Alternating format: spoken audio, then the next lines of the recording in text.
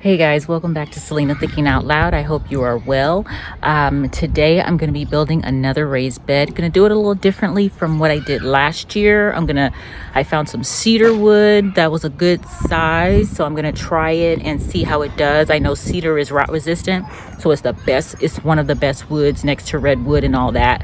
I do have Douglas Fir wood out there already, and I did stain it, so it seems to be holding up pretty well. I see a couple cracks, but it's holding up well. So let's get started on putting together this raised bed. So this bed is going to be a little about 4 by 6, and I did also find this 70% off wood at Home Depot. It's normally off to the side from the other wood, and this is 70% off. So I said, hey, I'm going to use this as kind of like braces in between, because I'm going to stack these 2 high, and then I'm going to have to brace the 2 connect to make them connect well. I'm going to take out my circular saw and cut along the red lines, and then we'll be good to go to start putting it together.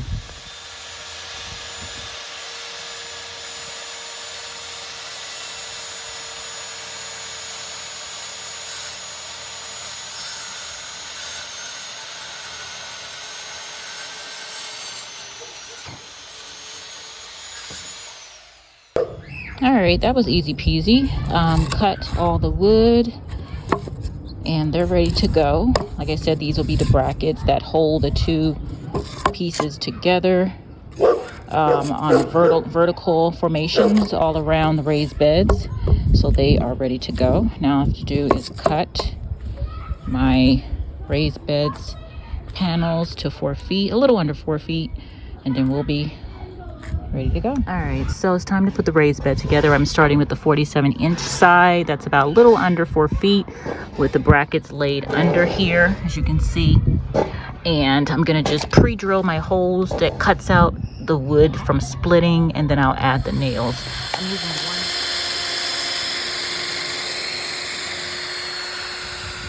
I think one of the most important things is your screws. I like to use these screws, these galvanized screws, as you can see. They're for exterior, and they're by Everbuilt. I do use another brand as well. Long as they're galvanized, you should be good to go. As you can see, exterior screws, because they're going to guard against rust and corrosion. So you want to make sure you get the right screw for the job that you're doing. Yeah, and this screw will go in about to here, and then as you can see, it'll go into about almost over past the middle of the bracket wood that we have. So here, so it'll come to about here. That's pretty cool. All right, guys, as you can see, this side is finished, and that's what I'm saying. It's going to be about 15 inches high, which is pretty cool, nice and deep. And that's all from fence pickets. So this is just one side. I'm going to duplicate this, and I'll be back with you to show you both sides, and then we'll do the longer sides together. All right, guys, so this is the other side. I had to come work in the shade a little bit. Started to get a little warm. So as you can see, this side is ready too. Another one of the short sides. So I'm going to do the longer sides and then put all of them together. And it should be simple. It'll just go on the outside edge of this side. I'll put the longer pieces. We'll start from this end and cover all of this and go up. All right, guys, so I had to move the build in the house in the garage because the sun was just too hot. So I drilled my first hole here to start giving me my side. And then I worked on this one. I'm just using this bucket here to hold this up, since it's a 1-person job I'm doing, 2 people job, but I'm doing it by myself today. And then I have the second half all ready where it needs to be. All I have to do is now just drill the holes. And as you can see, this is why you need that extra piece of board in the center here, because you can see the sag. I don't know if you can see that. Yeah, you see the gap there? That has to lift up, and it'll be a bracket here to keep this, supported in the center here, right here. So I'm using 1 drill to make my holes and 1 drill to go ahead and put the screws in. Oh, and this is the other brand I was telling you about. I really like this brand here. It's at Home Depot, Deckmate.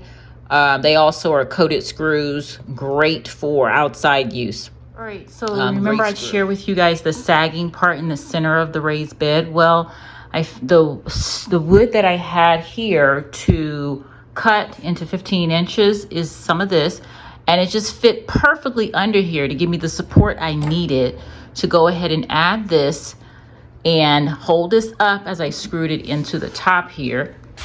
And I'm gonna add one more here and one here, two more here. And this bed will be fully supported in the center, and then I can remove this prop support here and it'll be good to go.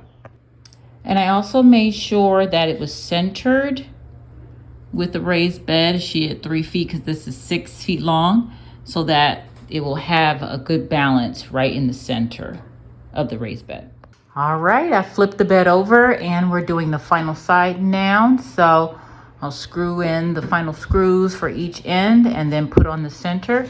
And then this raised bed will be complete. Product, got it all done in the garage, pulled it out here. I'm just gonna stain it a bit first. I'm just gonna use some of this on the outside of the raised bed. Some of this I used on my fence as well when I built that. I just love this stuff. It's just gonna give it a waterproof protection outside. Even though this is cedar and shouldn't rot and do all that stuff, I still wanna protect it, give it that nice brown color I like. So it's quick and easy to do. You can do it too if you decide to do it. There's many different materials you can use to make raised beds. So don't think you just have to use wood. You can use cement blocks. You can use anything. And you also can grow in containers. So it doesn't matter where you are, where you live, you can do it. But thanks a lot for spending time with me. I hope you stay well, and I'll see you on the next one. God bless. Bye-bye.